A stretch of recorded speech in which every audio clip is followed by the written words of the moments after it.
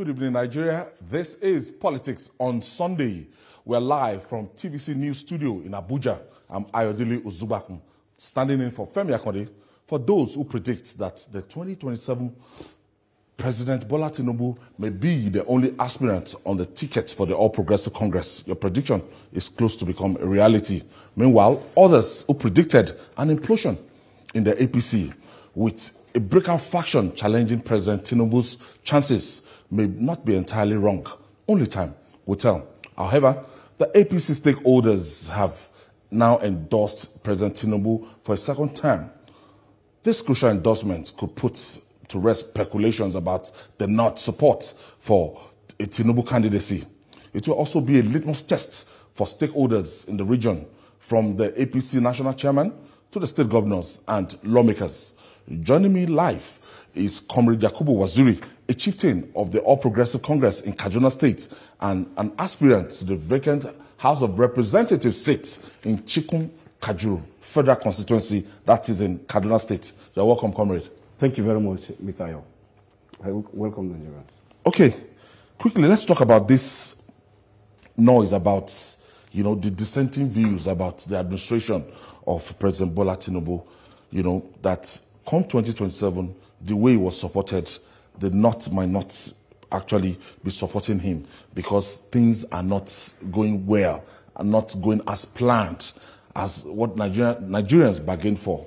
They voted for him on the matter of this renewed hope, and a lot of people will say the level of poverty is, it's something that has never happened in the history of the country. That's the removal of the fuel subsidy, the floating of the naira, and everything. A lot of people are complaining. The average man on the street is saying that, look, we are hungry. Yet, less than 2 years to this administration, we are talking about 2027. Well, thank you very much, Mr. Ayo. I think I want to debunk that statement that Tinubu getting support for 2027 might not be realistic. I don't think that is correct.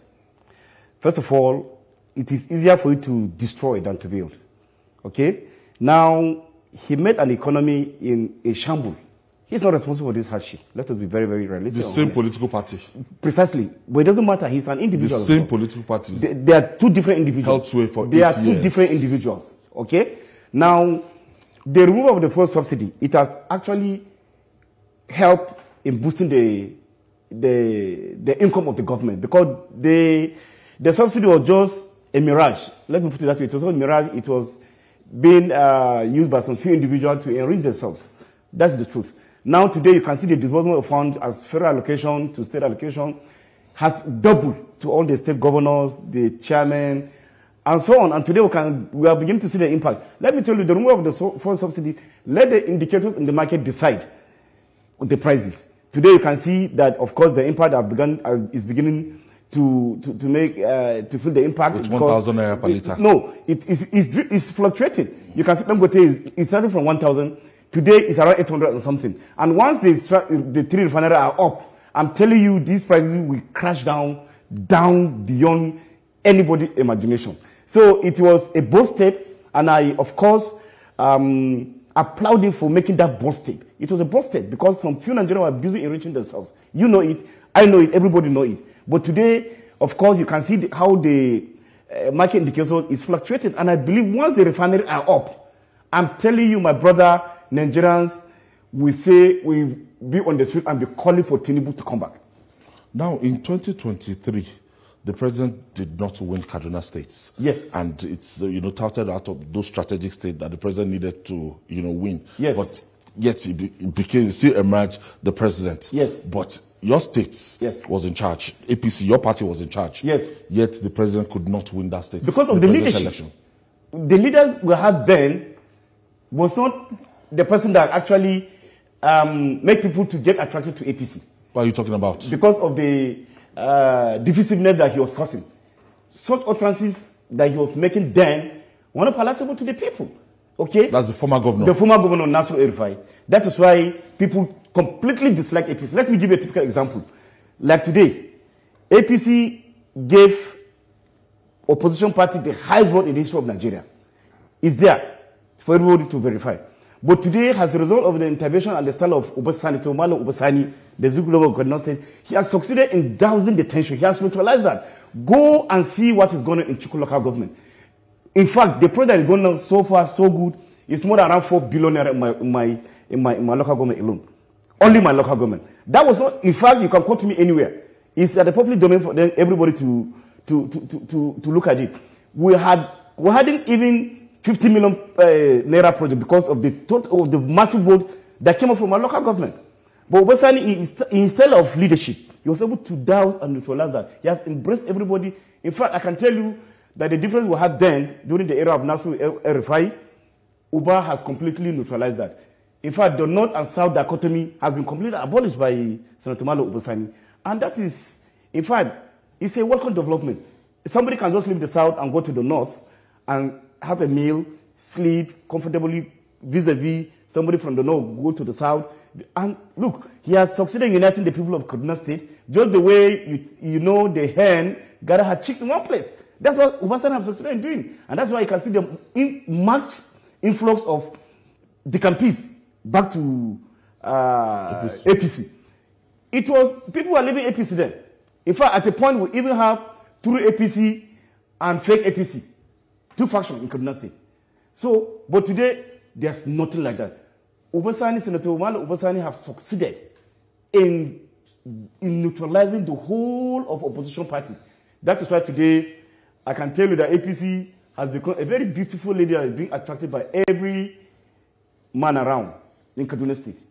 But the northern leader, Senator Dr. Akin Baba Ahmed, he claimed that the North is drifting away from this Tinubu administration. That because they've not had a good bargain, they've not had a good share of, in terms of allocation of positions and other perks of office. I'm sorry, that is not correct.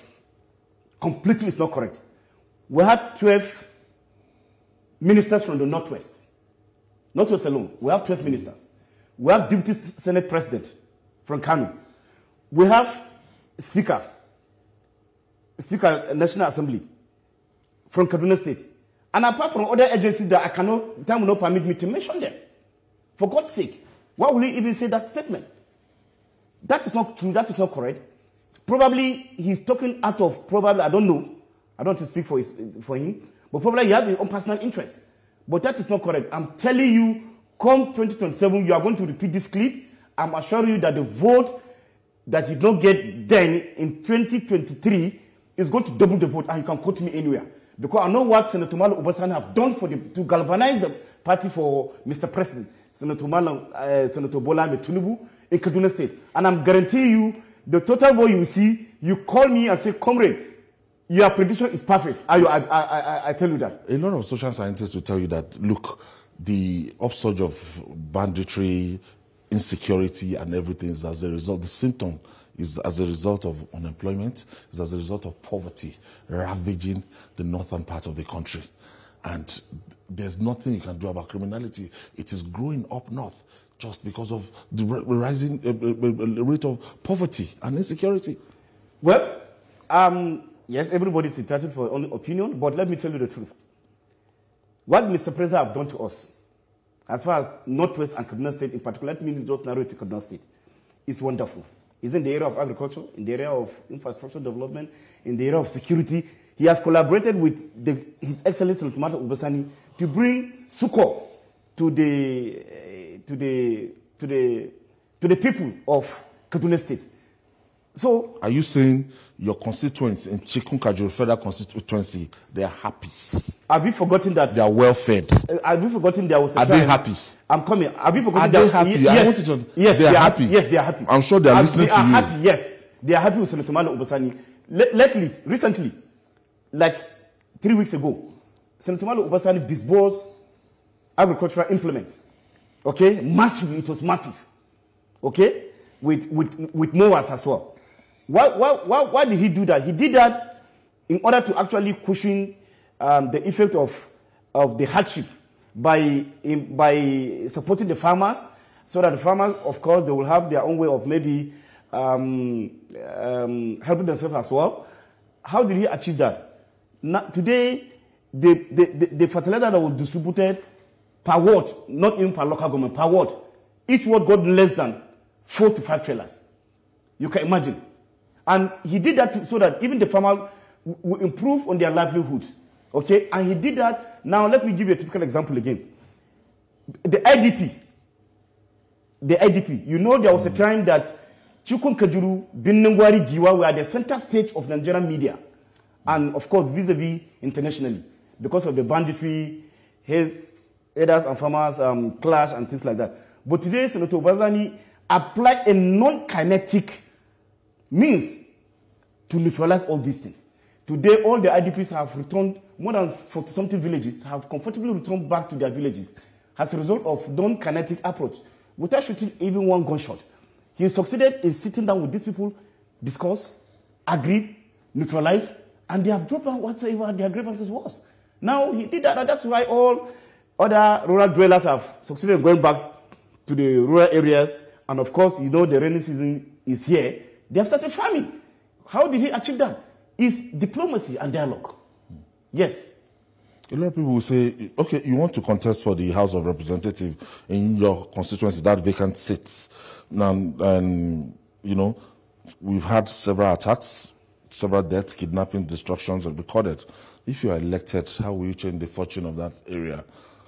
Already, just as I said, Mr. President, Senator Bola Tinubu and Senator Malam Ubasani, they have similarities in so many ways. In the area of security, they are doing collaboration. I will have no option than actually throw my own backing and support and do whatsoever possible within my power to make sure that we will improve on the security of my constituency. In fact, as I've said earlier, at a point, Kajuru, Chukun, and then of course Binnengwari, Chukun, Kajuru. That was the center state at the time. But today, we thank God, Senator Malo Obasani, can you tell me lately when you have heard of any kidnapping lately in either Chukun or Kajuru? No. It has been sorted, and I will believe it's not relative. The peace is not relative. It's a perfect peace. Okay? It's permanent. And it's going to continue by the grace of God. Because of his style of leadership, he has people at heart. Okay. He's somebody who has human feelings, and he wouldn't want his people to be killed unnecessarily. What have you contributed to the economic growth of your people? Yes, so far so good, to the glory of God. We have embarked, of course, on the road construction, road rehabilitation. And apart from road rehabilitation... really? Yes. You can quote me as anywhere. A non-state actor? Yes, I have done a lot of, like in Kajuru, I did like 14-kilometer road, you know, that was inaccessible for people, for the rural dwellers. And of course, you know, once you are able to give people road, you know you have solved two major problems. First of all, it will be easier for them to convey their farm produce, especially the perishable ones, to the available market. Then the second one again, of course, you have solved the problem in case of any labor. You know, that woman is either you lost the baby or you lost the woman. If you have smooth road, it will be easier for her to have access to sick bay in a few minutes, you know. I've done that in Kajuru, and I've done that in Chukun, like in General and Gomboro Road. You know, I've done that in Maraborido Road. They are there for you to go and make your findings. You know, we did that. Why we did that? We did that in such a way so that we're able to help His Excellency, the Good Governor of Kaduna State, to cushion the hardship on the people in the state. Because we cannot leave all the burden on him. It is our duty to come, just the way Mr. President have called on businessmen to delve into politics and help the government. That is the essence of all coming into this, to see how we can actually assuage this particular economic pressure on the general public. What are you doing before now? Yes, I'm an employer of labor. Okay, that's my area, that's my field. I'm an employer of labor. I have a workforce of more than 3,000 plus. You know, I'm a licensed labor contractor. 3,000? Yes, more than 3,000. I can name the industries for you. Where I have workers. I have in refinery. I have in those people that are making a reputation in DU, in KRPC. I have with African Mining Natural Resources. Okay? And of course, the guards I have all around the clock, I don't know the number of even locations I have now. Except maybe if I ask my general manager, how many locations do you have? But I think we have more than 600 locations. So as a private citizen, you've been able to employ more than 3,000 people. Very well, very well, very well. Of course, Olam, if you go to Olam, anybody you see him wearing a T-shirt of Saronia Global Links Limited, that is my company. You pay for advertising. Anybody you see him in OHL, that's Olam Hatchery Limited. That's my company. Yes. So the bottom line is that looking at the politics, Yes. because of the polarization between the north and southern Kaduna, Yes. there was crisis for like 8 years. Yes. So now moving forward now, do you think your party will be able to get enough votes? Because it was like photo finish kind of in the last presidential election, not even presidential, the governorship election was so close. And when you look at the statistics for House of Representatives and the number of senatorial seats won by the People's Democratic Party, you will know that Kaduna was just lucky to have produced Ubasani as the governor with less than 40,000 votes. I think people are getting it wrong. The narrative, Senator Malo Ubasani have completely changed the narratives. Completely. I said by neutralizing the opposition. That opposition that was there was as a result of the leadership who had them under Governor Nasru Malam El-Rufai. He wasn't doing well, let me put it that way. Okay, let me give a typical example. People were aggrieved. You sack people from their work. You sack them, you don't pay them their entitlement. Yet, is it only teachers? Civil servant. There was not any area he did not touch. Virtually touched all the area of civil servant. So, how do you expect him to be happy? It was his fallout that actually affected Senator Malo Ubasani. But today, Senator Malo Ubasani is rather employing than sacking. And look at one funny thing. You sack people, you do not pay them their entitlements. You do not pay them their gratuity, neither you pay them their pension. Ubasani came and inherited a burden of more than 6 billion of pension and gratuity. He was able to clear it. Today, the people are happy, they are jubilating. In fact, a widow that was sacked approached me in my office. That place has helped her. He had a student of MBBS final year student. And she could not pay the school fees. Because Malam Nasru El-Rufai increased the school fees in an outrageous amount that the parents were unable to pay for their children. So there was a lot of dropout. But when Ubasani came, my brother, he slashed it. Everybody jubilating is happy. Go to the Kaduna State University. Go to the Kaduna State Polytechnic. Go to College of Education, Gidanwaya. Go to Nursing School, Kafanchan. He increased the school fees beyond the rate of the masses. I said, this woman that came and met me, I had no option. When I was wanted to pay, she called me and said, comrade. I said, ma. She said, there's a breaking news. I said, what's the breaking news? Say, the people's governor. I said, who? That Senator Malo Ubasani have slashed down the price of school. So she's telling me that she can be able to afford. I said, no, I've already made a promise. I must fulfill that promise. She said, hey, it's God that will bless me. It's God that will bless me. It's God that will bless me. I will do that. Today, caught me anywhere, the students are happy. In fact, people are beginning to think of leaving Kaduna State to other states. Like far north, to go to school. Because of the school fees. If you are looking for revenue, the IGR then was just less than barely 2 billion or 3 billion. But today, with a competent hand that Senator Malo Ubasani brought in, one Mr. Jerry Adams, the chairman of Board of Internal Revenue, he's doing well. Today, Kaduna State is generating no less than close to 8 to 10 billion naira. Yes, on a monthly basis. This is a governor that inherited empty coffer without 1 naira. You know the story of Kaduna State. After collecting that loan of $350 million, you know the issue. Yes. And of course, so you can begin to imagine which magic was Senator Malo Ubasani doing to get some of this fund with, of course, the road network that is busy doing across the state now. You'll be wondering, where is he getting this money? Where? So it is because he has got a competent hand that know how to actually generate revenue. Are you campaigning for them now because you want to get the tickets, that you are just an aspirant and you are not sure of getting the ticket and you have to sing the praise of Senator wait, the truth of the matter is this. It's not a reality I'm saying. Am I lying? Let somebody come and debunk me here that I'm lying. And you can ask your people on the ground that to make their verification. Or vis-a-vis, you can ask any other NGO to come and make their findings and give you behind me. Okay? There's what we call intelligence journalism, of course, which you know very well. Ask them, look, Ubasani is galvanizing support for APC and for the president of the Federal Republic of Nigeria, Senator Bola Tinubu, for 2027. So and it will be a landslide victory as far as Kaduna State is concerned, and even the Northwest. From 2023 to this time, are you saying Kaduna State is better off? Far! Have you had any crisis lately? I'm just asking you. Senator Malo Obasan don't talk. He doesn't talk. He doesn't make noise. He's a goal-oriented person. He's a target-oriented person. Once he sets a goal, he doesn't make noise. He doesn't talk about no. He doesn't want distraction. Those are distractions.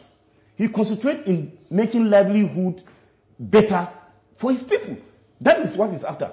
And that's why we're praying for him. That Lord continue giving the wisdom, the health, to continue to actually make this delivery to us. You're an employer of labor. How do you tackle unemployment? It's this massive, especially within your constituency. Yes. You know, of course, people need to actually key into businesses. Okay? Like, let me give a typical example. That's when the atmosphere is, the environment is... Yes, let me give a typical example. Peaceful. Of course, yes. Now, there was this program we did, empowerment program of 2,000 people, okay, in Kajuru and in Chukun vis-a-vis. Each woman got 10,000 naira. How much the capital base per business if you look at the whole assessment? The clusters of tomatoes or cluster of okra, okay, or a woman that sells ogu, you find out that the basic, the capital base is not more than 5,000 naira. More than 5,000, the highest case maybe 6,000, 7,000 naira. But we're adding 10,000 naira to that business to grow. A woman selling pap or selling akara, you know, as the case may be. And of course, there was a lot of jubilation in the land. There was a lot of jubilation in the land. I'm telling you, tackling unemployment is very, very simple and very, very easy. Okay, the guys that were empowered with saloon items, equipment, the people will give them a sewing machine. Some people will start their life from there, and they will make it by the grace of God. Will this be able to trickle down? Very well, that's what I did. Constituencies. What I did was this. I had a committee, and the committee had to go down because I didn't want anybody to hijack this thing. This was meant for the teeny populace, so that they were able to benefit this thing. So I monitor everything, and will make sure that this thing, I did the distribution myself at the center. If you look at the video clip now, I did the distribution myself. And nobody would tell you that he came to that place without having that 10,000. It's not possible. Ultimately, let's look at the national politics now. Yes. The All Progressive Congress is just basking in the euphoria of governors from other political parties coming, and a lot of Nigerians, they've expressed fear of a looming one-party state. Yes. What do you make of this? You see, what I'm saying now, that means, that's why I said, Senator Bola Tinubu, the President of the Federal Republic of Nigeria, GCON, have a similarity with our governor, Senator Malo Obasani. See, is, of course, let me just put it this way in one word.